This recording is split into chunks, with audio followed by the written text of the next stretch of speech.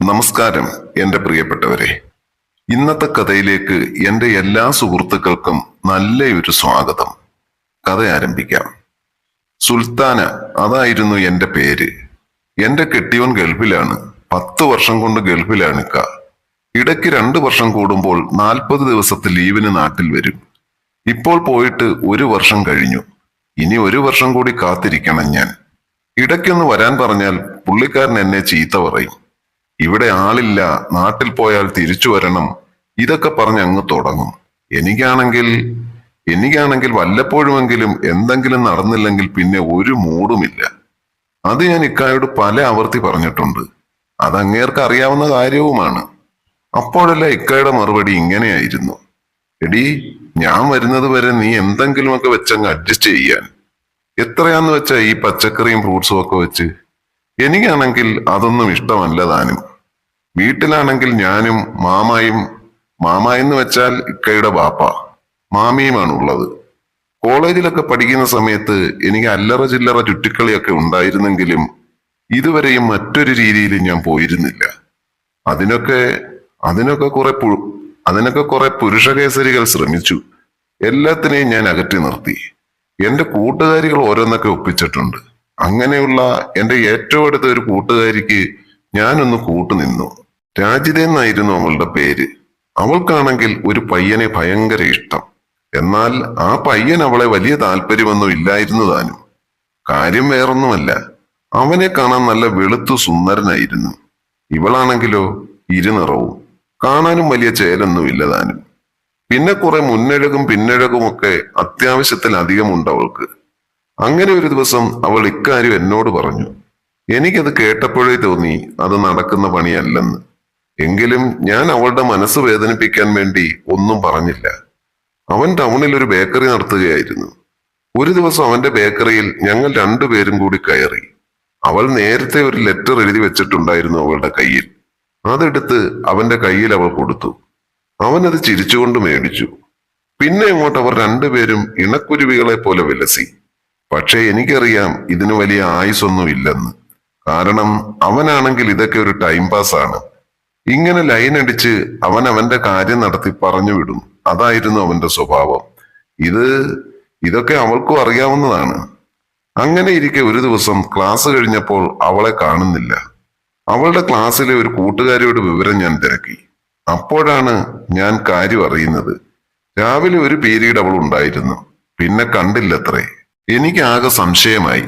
ഞാൻ അങ്ങനെ നടന്ന് ബസ് കയറാനായി ടൗണിലേക്ക് വന്നപ്പോൾ അവൾ ആ ബേക്കറിയുടെ അടുത്ത് നിൽക്കുന്നു. എന്താടി ഇവിടെ നിൽക്കുന്നത്? നീ ഇന്ന് ക്ലാസ്സിൽ കയറിയില്ലേ? ഞാൻ അവളോട് ചോദിച്ചു. അവൾ എന്നെ നോക്കി ഒരു വഷളൻ ചിരി ചിരിച്ചു. എന്നിട്ട് നാണത്തോടെ മുഖം കുനിച്ചു. എനിക്ക് കാര്യം മനസ്സിലായി. അപ്പോൾ സംഭവമെല്ലാം കഴിഞ്ഞു ഇല്ലേ? ഞാൻ അവളോട് ചോദിച്ചു. അവളെല്ലാം എന്നോട് വിശദമായി തന്നെ പറഞ്ഞു. ഞാൻ ആദ്യമൊന്നും സമ്മതിച്ചില്ല. പിന്നെ എനിക്കും അതൊക്കെ ഒരു രസമായി തോന്നി. നീ ആള് കൊള്ളാമല്ലോടി. ഇതൊക്കെ ആരെങ്കിലും അറിഞ്ഞാൽ എന്തായിരിക്കുമെടി നിന്റെ അവസ്ഥ? ഞാൻ അവളോട് ചോദിച്ചു. ഓ, ആരറിയാനാ? അതൊന്നും ആരും അറിയത്തില്ലടി, അവൾ നിസ്സാരമായി പറഞ്ഞു എൻ്റെ അടുത്ത്. എനിക്ക് അത്ഭുതം തോന്നി. ഈ പെണ്ണിന്റെ ഒരു ധൈര്യം. പിന്നീട് അവൾ ഇതൊരു പതിവാക്കി. അവസാനം എന്റെ കല്യാണത്തിന് ഒരു 6 മാസം മുമ്പ് അവളുടെ കല്യാണം നടന്നു. വരൻ ബേക്കറിക്കാരനല്ല കേട്ടോ, ഏതോ ഒരു പാവം ഗൾഫുകാരൻ. ഇപ്പോൾ അവൾ അടിച്ചു പൊളിച്ച് ജീവിക്കുന്നു. ഇവളൊക്കെ ഇങ്ങനെയൊക്കെ നടന്നാലും എന്റെ മനസ്സിൽ എന്നെ നിക്കാഹ് ചെയ്യുന്ന എന്റെ സ്വന്തം കെട്ടിയവനുമായിട്ട് മതി ഇതൊക്കെ എന്നായിരുന്നു എന്റെ മനസ്സിൽ. പക്ഷെ ഇപ്പോൾ എന്റെ നിക്കാഹെല്ലാം കഴിഞ്ഞ് ഇതിനോട് എനിക്ക് വലിയ ഹരമാണ്. പക്ഷെ എന്ത് ചെയ്യാനാണ്? ആലിങ്ക പഴുത്തപ്പോൾ കാക്കയ്ക്ക് വായിൽ പുണ്ണെന്ന് പറഞ്ഞ പോലെ ആയിരുന്നു എന്റെ കാര്യങ്ങൾ. എന്റെ ആഗ്രഹം അറിഞ്ഞു പ്രവർത്തിക്കാൻ എന്റെ കെട്ടിയവൻ അറിയില്ലായിരുന്നു. അങ്ങേരുടെ ഉമ്മയാണെങ്കിൽ ആളൊരു പുലിയാണ്. എന്ത് ചെയ്താലും എന്ത് കാണിച്ചാലും അതിൽ കുറ്റം കണ്ടുപിടിച്ച് എന്നോട് വഴക്കുണ്ടാക്കും. അതിപ്പോ എന്നോടായാലും ഇക്കായുടെ ബാപ്പായോടായാലും പുള്ളിക്കാരത്തെ ഇങ്ങനെ തന്നെ. സത്യം പറഞ്ഞാൽ ഇതെല്ലാം സഹിച്ച് ഞാൻ ആ വീട്ടിൽ തുടരാൻ ഒറ്റ കാരണം എന്റെ അമ്മായിയപ്പനാണ്. അമ്മായിയമ്മ എന്നെ വഴക്ക് പറയുമ്പോഴും പാവം ബാപ്പ വന്ന് എന്നെ സമാധാനിപ്പിക്കും. അദ്ദേഹത്തിന് എന്നെ വലിയ കാര്യമാണ്. പക്ഷെ അനാവശ്യമായി ഇതുവരെ അദ്ദേഹം എന്നോട് പെരുമാറിയിട്ടില്ല. എന്നാൽ പുള്ളിയെ കണ്ടാലോ, ചെറുപ്പം മുതൽ എല്ലാ ജോലികളും ചെയ്ത് ശരീരമൊക്കെ നല്ല ഉരുക്ക് പോലെയായിരുന്നു. എന്തിനും പോന്ന ഒരു ആരോഗ്യ ദൃഢഗാത്രനായ ഒരു മനുഷ്യൻ. അങ്ങനെ ഒരു ദിവസം എന്റെ വീട് വരെ പോകേണ്ട ഒരു ആവശ്യം വന്നു. കാര്യം വേറൊന്നുമല്ല. രാവിലെ എന്റെ ഉമ്മി വീട്ടിൽ നിന്ന് വിളിച്ചു, ബാപ്പ കുളിമുറിയിൽ ഒന്ന് തെന്നി വീണെന്നും പറഞ്ഞ്. നമ്മൾ പെട്ടെന്ന് എല്ലാം ഇട്ടെറിഞ്ഞു പോകാൻ പറ്റുമോ? തിരിച്ചു വരുമ്പോൾ ഇവിടുത്തെ തള്ള വല്ല സ്വസ്ഥതയും തരുമോ? അതുകൊണ്ട് ഞാൻ ജോലിയെല്ലാം കഴിഞ്ഞ് ഉച്ചയ്ക്ക് ശേഷം വീട്ടിലേക്ക് പോയി. വീട്ടിലേക്ക് കുറച്ചു ദൂരമേ ഉള്ളൂ. ബാപ്പായ്ക്ക് വലിയ കുഴപ്പമൊന്നുമില്ല. കാലൊന്നു മടത്തി. അങ്ങനെ ഞാൻ വൈകുന്നേരമായപ്പോൾ ഒരു ഓട്ടോ പിടിച്ച് തിരിച്ച് വീട്ടിലേക്ക് പോന്നു. തിരിച്ച് വീട്ടിൽ വന്നപ്പോൾ അമ്മായിയപ്പൻ സിറ്റൗട്ടിൽ ഇരിപ്പുണ്ട്. അമ്മായിയമ്മയെ അവിടെയെങ്ങും കാണാനില്ല. ഓട്ടോക്കാരന് പൈസ കൊടുത്ത ശേഷം ഞാൻ സിറ്റൗട്ടിലേക്ക് കയറി. ബാപ്പായ്ക്ക് എങ്ങനെയുണ്ട് മോളെ? അമ്മായിയപ്പന്റെ ചോദ്യം. ഓ, കുഴപ്പമില്ല ബാപ്പ, കാലൊന്നു മടത്തി, അത്രേ ഉള്ളൂ. അത് പറയുമ്പോഴും എന്റെ കണ്ണ് അവിടുത്തെ ജഡ്ജിയെ തിരയുകയായിരുന്നു. നീ അവളെ നോക്കുകയാണോ? പാപ്പ ചിരിച്ചുകൊണ്ട് എന്നോട് ചോദിച്ചു. അതെ പാപ്പ, എന്തിയെ കക്ഷി ഇവിടങ്ങും കാണുന്നില്ലല്ലോ. അതേ, അതവൾ വടിക്കയിലെ വസന്തയുടെ മോളെ കാണാൻ ഒരു ചെറുക്കൻ കൂട്ടർ വന്നു. അവൾ അങ്ങോട്ട് പോയിരിക്കുക. ഹോ, എനിക്ക് സമാധാനമായി. ഞാൻ പോയി ഡ്രസ്സ് മാറട്ടെ പാപ്പ. ഞാൻ അകത്തേക്ക് നടന്നു. ഞാൻ ഡ്രസ്സ് മാറി ഹാളിലേക്ക് വന്നു. ബാപ്പ അവിടെ സെറ്റിയിൽ ഇരിപ്പുണ്ടായിരുന്നു. എന്താ മോളെ, നിന്റെ മുഖം വല്ലാതിരിക്കുന്നത്? ഏയ്, ഒന്നുമില്ല പാപ്പ, ഞാൻ പറഞ്ഞു. അല്ല, എന്തോ ഉണ്ട്. വീട്ടിൽ ബാപ്പായ്ക്ക് കാലുമടത്തിയതിന്റെ ദുഃഖമാണോ നിന്റെ മുഖത്ത്? ഏയ്, അതൊന്നും അല്ല പാപ്പ. പിന്നെന്തുവാടി, നീ ബാപ്പായോട് തുറന്നു പറ മോളെ. ബാപ്പ വീണ്ടും നിർബന്ധിച്ചു. അല്ല പാപ്പ, ഞാൻ ഇങ്ങോട്ട് വരുന്ന വഴിക്ക് ഓരോരുത്തന്മാരുടെ ആ നോട്ടം, മനുഷ്യൻ ചൂളിപ്പോകും ആ നോട്ടം കണ്ടാൽ, ഞാൻ പറഞ്ഞു. ഓ, അതാണോ കാര്യം? എടി മോളെ, കാണാൻ കൊള്ളാവുന്ന പെൺപിള്ളാരെ കാണുമ്പോൾ ആണുങ്ങളൊക്കെ ഒന്ന് നോക്കും. അത് സ്വാഭാവികമാ. അതിന് എന്റെ മോൾ എന്തിനാ വിഷമിക്കുന്നത്? അതങ്ങ് വിട്ടുകളാ. ഞാൻ ബാപ്പായെ നോക്കി ചിരിച്ചു. പിന്നെ വേറൊരു കാര്യം കൂടി ബാപ്പ പറയാം.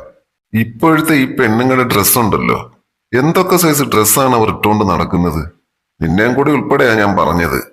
ബാപ്പായുടെ മുനവച്ചുള്ള സംസാരം കേട്ട് ഞാൻ വീണ്ടും ബാപ്പായെ ഒന്ന് നോക്കി. ബാപ്പ എന്നെ നോക്കി ഒന്ന് ചിരിച്ചു. അതുകൊണ്ടൊരു കാര്യം പറയാം. ഇനിയെങ്കിലും എന്റെ മോള് പുറത്തോട്ടൊക്കെ പോകുമ്പോൾ കുറച്ച് ലൂസായിട്ടുള്ള ഡ്രസ്സൊക്കെ ധരിച്ചു വേണം പോകാൻ. നീ ഇടുന്ന ഈ ഡ്രസ്സൊക്കെ കണ്ടു കഴിഞ്ഞാൽ എല്ലാം പുറത്തേക്ക് തെറിച്ച് ഇപ്പോൾ തന്നെ വീഴുമെന്ന് തോന്നും. അമ്മായിയപ്പന്റെ ആ സംസാരം കേട്ടതും ഞാൻ എന്നെ തന്നെ അടിമുടിയൊന്ന് നോക്കി. ശരിയാണ് ബാപ്പ പറഞ്ഞത്. വഴിയിൽ നിൽക്കുന്നവരെ കുറ്റം പറഞ്ഞിട്ട് ഒരു കാര്യവുമില്ല, ഞാൻ ഓർത്തു. മോളെ, ഒന്നാമത് അവൻ നാട്ടിലില്ല. ആൾക്കാർ പലതും പറയും. നിന്റെയൊക്കെ ഈ ഡ്രസ്സിങ് കാണുമ്പോൾ ചെറുപ്പക്കാരുടെ ഉറക്കം കെടും. അമ്മായിപ്പൻ ചിരിച്ചുകൊണ്ടാണ് അത് പറഞ്ഞത്. എനിക്കാണെങ്കിൽ അതൊക്കെ കേട്ടപ്പോൾ എവിടെ നിന്നെല്ലാമോ എന്തൊക്കെയോ തോന്നി. ഞാൻ ചിരിച്ചുകൊണ്ട് വേഗം റൂമിലേക്ക് നടന്നു. അന്ന് രാത്രി അത്താഴമെല്ലാം കഴിച്ചു കഴിഞ്ഞ് രാത്രി ഒരു 10 മണിയായി കാണും. ഇക്ക എന്നെ ഫോണിൽ വിളിച്ചു. ഞാൻ പതുക്കെ ഫോണുമായി പുറത്തേക്ക് ഇറങ്ങി. ഞാൻ എന്റെ എല്ലാ സങ്കടങ്ങളും ഇക്കായോട് പറഞ്ഞു. എല്ലാത്തിനും ഇക്ക ഓരോരോ ഒഴിവ് കഴിവുകൾ പറഞ്ഞ് എന്നെ സമാധാനിപ്പിച്ചു. അങ്ങനെ ഞാൻ ഓരോന്ന് സംസാരിച്ചുകൊണ്ട് നിൽക്കുമ്പോൾ അമ്മായിയപ്പൻ തൊട്ടടുത്ത മുറിയിൽ വന്ന് നിൽക്കുന്നത് ഞാൻ കണ്ടു. ജനലിന്റെ ഗ്ലാസ്സിൽ കൂടി എനിക്ക് നിഴൽ കാണാം. പിന്നെ ഞാൻ അമ്മായിയപ്പൻ കേൾക്കാനായി ഇച്ചിരി എരിവും പുളിയും ഒക്കെയുള്ള സംസാരം ഉറക്കെ പറയുവാൻ തുടങ്ങി. നേരത്തെ ഡ്രസ്സിന്റെ കാര്യം ബാപ്പ പറഞ്ഞത് എന്റെ മനസ്സിലുണ്ടായിരുന്നു. ഇക്ക, എത്ര നാളെന്നും പറഞ്ഞാ ഞാൻ പിടിച്ചു നിൽക്കുന്നത്? ഇക്ക പെട്ടെന്ന് ഇങ്ങോട്ട് വായിക്ക, എനിക്ക് വയ്യ. അമ്മായിയപ്പൻ കേൾക്കാൻ പാകത്തിന് ഉച്ചത്തിലാണ് ഞാനത് പറഞ്ഞത്. ഞാൻ നോക്കി.